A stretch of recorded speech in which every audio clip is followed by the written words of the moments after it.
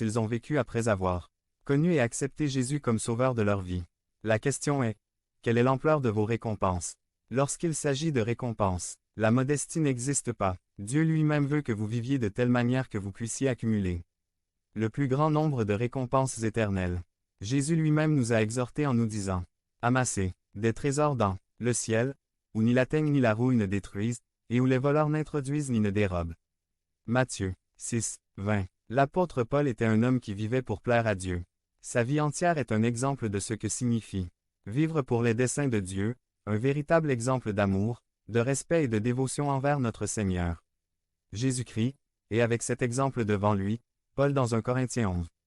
1 nous dit, « Soyez mes imitateurs, tout, comme j'imite le Christ. » Je me demande, qui ne voudrait pas être comme l'apôtre Paul?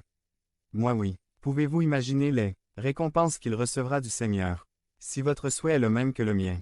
Autrement dit, imitez la vie de l'apôtre Paul, vous devrez alors concentrer vos énergies sur ce qui durera pour toujours. Le succès de Paul réside dans le fait de vivre en répétant ces paroles dans son esprit. Je continue d'avancer, vers le but, pour remporter le prix que Dieu nous appelle à recevoir par Jésus-Christ. Philippiens 3, 14. TLA.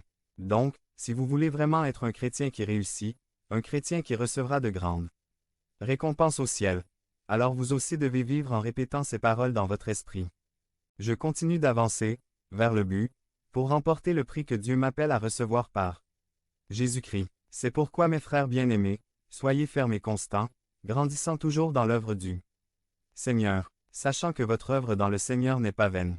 Devenez membre de la chaîne et AIDEZNOUS à propager la parole de Dieu dans le monde entier. Dimanche 17 mars 2024.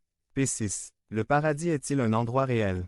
Résumé. Message 3 sur 4. Ces messages sont destinés à répondre à certaines des questions les plus courantes que les gens se posent à propos du paradis et de l'enfer. Par Ruben Castro. Le paradis est-il un endroit réel? Apocalypse 21, 1 à 5. Alors je vis un nouveau ciel et une nouvelle terre, car le premier ciel et la première terre avaient cessé d'exister, ainsi que la mer. 2. Je vis aussi descendre du ciel la ville sainte, la nouvelle Jérusalem, où Dieu habite. La ville ressemblait à une mariée habillée pour son mariage, prête à rencontrer son époux. 3. Et j'entendis une voix forte venant du trône qui disait, « C'est ici que Dieu habite avec son peuple. Dieu vivra avec eux, et ils lui appartiendront pour toujours.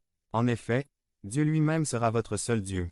4. Il séchera leurs larmes et ils ne mourront jamais, ils ne pleureront plus, ne se lamenteront plus et ne ressentiront plus aucune douleur.